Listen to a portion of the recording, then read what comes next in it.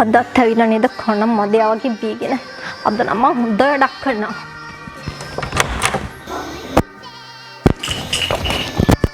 ජොරර ආයේ තුද. අපි දෙන්නගේ කාලේ හොඳ. බබා වගේ නලවන් මගේ තුරතල් දැන් මට කියනවා ඇයි මෙච්චර ඇවිල්ලා ගෙදර ආවේ? මං කොහොමද කියන්නේ? නෑ මං කියන්නෙම නෑ. ඇයි කියන්න බැරි? දැන් කියන්න බැරි තැනකද ගියේ? මම කියන්නෙම නෑ. මම කියන්නෙම නෑ. අන්තිම පාරට තමුසෙගෙන් අහන්නේ කොහොම පාරක් කන්න කලින් කියනවා කොහෙද ගියේ?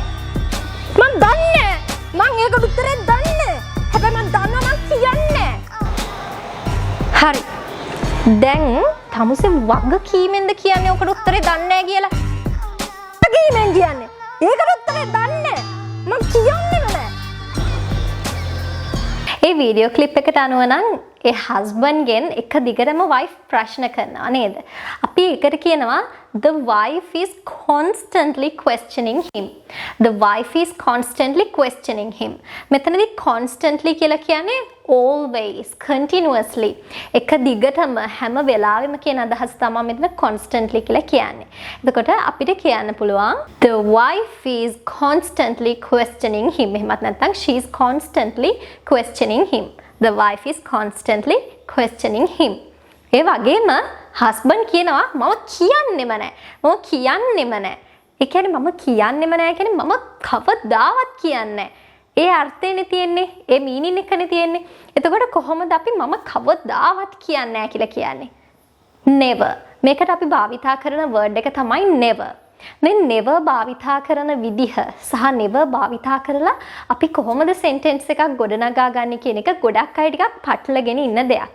ඉතින් මම අද හිතුවා හරියට කොහොමද අපි never sentence එකක භාවිතා කරන්නේ කියලා ඔයාලත් එක්ක කතා කරන්න. So, let's go to the lesson. මෙතනදී මේ husband කියනවා මම කියන්නෙම නැහැ. අපි කොහොමද මම කියන්නේ නැහැ කියලා කියන්නේ? I don't tell it. මම ඒක කියන්නේ නැහැ. I don't tell it. මම ඒක කියනවා කියන පොසිටිව් වාක්‍ය අපි කොහොමද හදාගන්නේ? don't අයින් කරනවා. I tell it. මම ඒක කියනවා. I tell it. I don't tell it. මම ඒක කියන්නේ නැහැ. හරි? එතකොට මම කවදාවත් ඒක කියන්නේ නැහැ කියන්නේ කොහොමද? මෙහෙමනේ. දැන් I don't tell it කියන වාක්‍ය තියෙනවා. මේක නෙගටිව් අදහසක් නේ තියෙන්නේ. මම කියන්නේ නැහැ. නෑ. නැතාර්ථයක් තියෙනවා. ඒ කියන්නේ නෙගටිව් වාක්‍යයක්. මේ වාක්‍ය අපි positive sentence එකක් positive වාක්‍යයක් විදියට හරව ගන්න ඕන. positive කියන්නේ මම කියනවා. මම කියන්නේ නැහැ කියන එකේ positive වාක්‍ය තමයි මම කියනවා කියන එක. ඒකට මම කියනවා කියන්නේ I tell it. මෙන්න මේ වාක්‍යයට තමයි අපි never දාන්නේ. I never tell it. I tell it. I never tell it. Right? I tell it කියනවා මම කියනවා. මම ඒක කියනවා. I never tell it. මම කවදාවත් ඒක කියන්නේ නැහැ. I never tell it. right? මේ විදිහට තමයි අපි never use කරන්නේ. ඉතින් ගොඩක් වෙලාවට අපි never use කරනවා present perfect tense එකත් එක්ක තමයි ගොඩක් වෙලාවට මේ never, already, ever මෙන්න මේ වගේ වචන භාවිතා කරන්නේ. නමුත් මේ never කියන word එක අපිට ඕනම sentence pattern එකක් එක්ක simple present tense, past tense ඔය ඕනම sentence pattern එකක් එක්ක use කරන්න පුළුවන්. හැබැයි සමහර අවස්ථා තියෙනවා ඔය future continuous වගේ අවස්ථාවන් වලදී අපි never බහුලව භාවිතා කරන්නේ නැහැ. never කියන word එක අපි ගොඩාක්ම use කරන්නේ present perfect tense එකත් එක්ක. ඒ වුණාට අපි දැන් බලනවා කොහොමද විවිධ tense pattern එක අපි කොහොමද මේ never කියන word එක භාවිතා කරන්නේ කියලා. අපි present tense එකෙන් වාක්‍යයක් අරගෙන බලමු. I eat pork. මම ඌරු මස් කනවා. I eat pork. මම කවදාවත් ඌරු මස් කන්නේ නැහැ කියන්නේ කොහොමද එහෙනම්? I never eat pork. මෙතන I eat pork. මම pork කනවා. මම ඌරු මස් කනවා කියන මේ positive වාක්‍යය. ඒ කියන්නේ positive අර්ථයක් නේ මෙතන තියෙන කනවා. කන්නේ නැහැ කිව්වොත් තමයි negative අර්ථයක් එන්නේ. කනවා කිව්වහම එතන තියෙන positive අර්ථයක්. හරි? එතකොට මේ positive වාක්‍යෙට තමයි අපි never දාලා මේක negative කරන්නේ. හරි? never දාපු ගමන්ම වාක්‍ය negative වෙනවා. මොකද I never eat pork කිව්වොත් මම කවදාවත් pork කන්නේ නැහැ. එතන කවදාවත් කන්නේ නැහැ කියන අර්ථය තියෙනවා. ඒ නිසා ඒක ඉබේටම never අපි use කරපු ගමන් ඒ වාක්‍ය නෙගටිව් වෙලා. right? හරි. අපි ඊගාවට බලමු කොහොමද අපි simple past tense එකට never use කරලා sentence එකක් ගොඩනගා ගන්න කියලා. I met my uncle. මම මගේ අංකල්ව මුණ ගැසුණා. I met my uncle. I never met my uncle because he died before I was born. I never met my uncle. මම කවදාවත්ම මගේ අංකල් මගේ මාමව හම්බ උනේ නැහැ. ඒ කියන්නේ මට මගේ මාමව කවදාවත් හම්බුනේ නැහැ. හේතුව තමයි he died before I was born. ඔහු මැරුණා මම ඉපදෙන්නත් කලින්. because he died before I was born. එතන meaning එක වෙන්නේ මට කවදාවත් මගේ අංකල්ව මුණ ගැහුනේ නැහැ. මුණ ගැහිලා නැහැ කියන එක නෙමෙයි. එහෙනම් I have never met වෙන්න ඕනනේ. එතකොට present perfect tense එකට යනවනේ. I met my uncle කියන්නේ මම මගේ අංකල්ව මුණ ගැසුණා. එතකොට I never met my uncle කිව්වහම මට කවදාවත් මගේ අංකල්ව මුණ ගැහුනේ නැහැ කියන අදහස තමයි past tense එකේදී මේ වාක්‍ය meaning එක වෙන්නේ. ඊළඟට අපි බලමු future tense වාක්‍යයක්. I will betray you. මම ඔයාව පාවලා දේවි. එහෙමත් නැත්නම් මම ඔයාගේ විශ්වාසය කඩාවි. I will betray you. මම ඔයාව පාවලා දීලා ඔයාගේ තියෙන විශ්වාසය කඩාවි. I will betray you.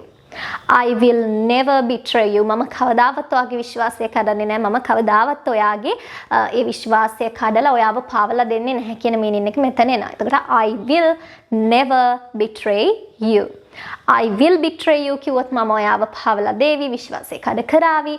I will never betray you කිව්වොත් මම ඔයාගේ විශ්වාසය කවදාවත් කඩ කරන එකක් නැහැ. කවදාවත් මම ඔයාව පාවලා දෙන එකක් නැහැ කියන එක තමයි එතන mean වෙන්නේ. ඊගාවට අපි බලමු present continuous වාක්‍යයක්. මෙතනදී පොඩි ගැටලුවකට මුහුණ දෙන්න වෙනවා. අපි never use කරාම මෙතන present continuous අදහසක් නෙමෙයි තියෙන්නේ. ඒක මම ටිකක් වැඩිදුර විස්තර කතා කරන්න example sentence එකේදී දැනට මතක තියාගන්න මේ simple present tense වාක්‍යයක්. දැනට මතක තියාගන්න අපි මේ present continuous වාක්‍යයකට තමයි never දාන්න හදන්නේ කියලා. I'm talking to him කිව්වොත් මම ඔහුට කතා කරමින් සිටිනවා. I'm talking to him. මේකට දැන් අපි never දාන්න යන්නේ.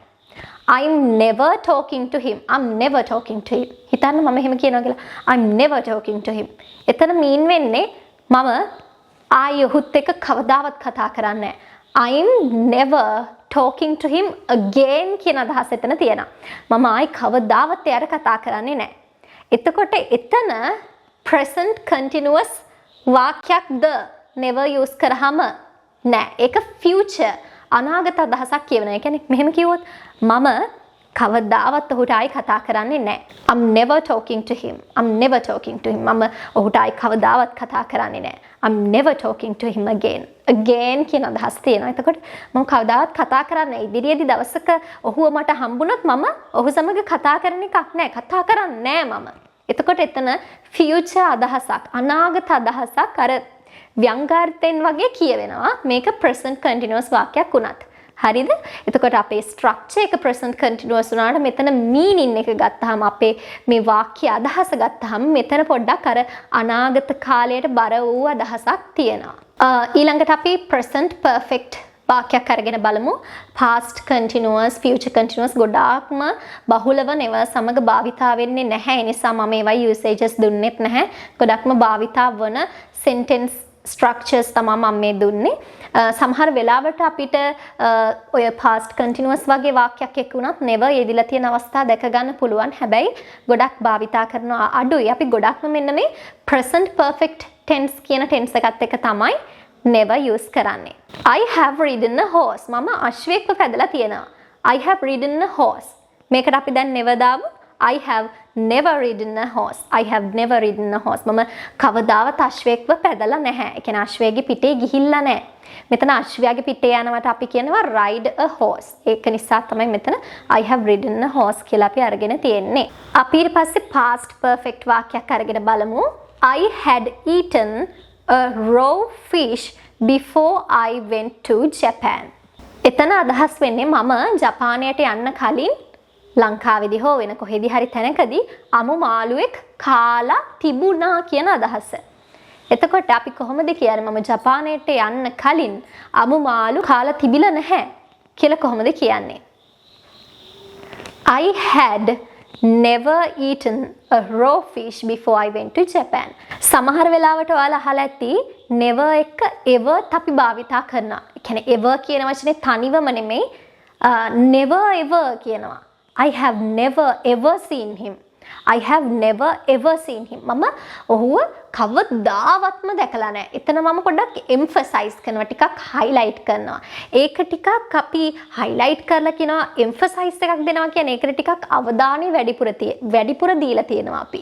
I have never ever seen him. මම ඔහුව කවදාවත්ම දැකලා නැහැ. එතන අපි emphasis එකක් දෙනවා, highlight කරලා තියෙනවා. So we use this never ever as a way of saying never with an emphasis. ඒ කියන්නේ මේ never ever කියන එක අපි use කරන්නේ never කියන එක තවත් emphasize කරලා කවදාවත්ම දැකලා නැහැ වගේ අදහසක් තමයි එතනදී තියෙන්නේ. ඒ කියන්නේ අර never කියන එක තවත් අපි ගැඹුරු කරනවා, තවත් ඒකට අවධානය යොමු කරනවා කියන අදහස තමයි මෙතන never ever වල තියෙන්නේ. I have never ever seen a tiger at such a close range before. මම කවදාවත්ම ටයිගර් කෙනෙක් කොටියෙක්ව දැකලා නැහැ මෙච්චර ළඟින්. කවදාවත්ම මම මේ තරම් ළඟින් කොටියෙක්ව දැකලා නැහැ. ඔයාලා අහලා ඇති never mind කියලා ඉඩියම් එකක්. never mind. අපි මොන වගේ අවස්ථාවන් වලදීද මේ never mind කියන එක භාවිතා කරන්නේ? අපි සිංහලෙන් මේකට මීනින් එකක් දෙනවා නම් වැඩි හිතන්න එපා කියලා කියන්නේ. අපි උදාහරණයක් අරගෙන බලමු. I lost that wallet that you gave me. I lost that wallet you gave me. ඔයා මට දුන්න wallet එක මගේ අතින් නැති වුණා. ඊට පස්සේ well never mind. කමක් නැහැ ගණන් ගන්න එපා. කමක් නැහැ never mind ඒක ගැන වැඩි හිතන්න එපා. ඒක ගණන් ගන්න එපා. I can always buy you another. මට ඔයා වෙනුවෙන් තව එකක් අරන් දෙන්න පුළුවන්. I can always buy you another. ඒ වගේම ඔයාලා අහලා ඇති never before කියලා ඉඩියම් එකක්. never before කියන එක අපි use කරන්නේ මීට කලින් කවදාවත් මෙහෙම වෙලා නැහැ කියලා කියන්නේ මීට කලින් කවදාවත් මෙහෙම වෙලා නැහැ කියන අදහස දෙන්න තමයි අපි never before use කරන්නේ. අපි බලමු කොහොමද sentence එකකදී මේක use කරන්නේ කියලා. We have never before committed to such a complex task. We have never before committed to such a complex task. මේ වගේ අමාරු ටාස්ක් එකකට අපි කවදාවත්ම මුහුණ දීලා නැහැ. අපි කවදාවත් මේ වගේ දෙයක් කරලා නැහැ මීට කලින්. මීට කලින් කරලා නැහැ කියන අදහස තමයි තියෙන්නේ. අපි අර කලින් කිව්වේ I have never ever fallen in love කියලා මම කවදාවත්ම ආදරය කරලා නැහැ. ආදරේ විඳලා නැහැ. I have never ever fallen in love.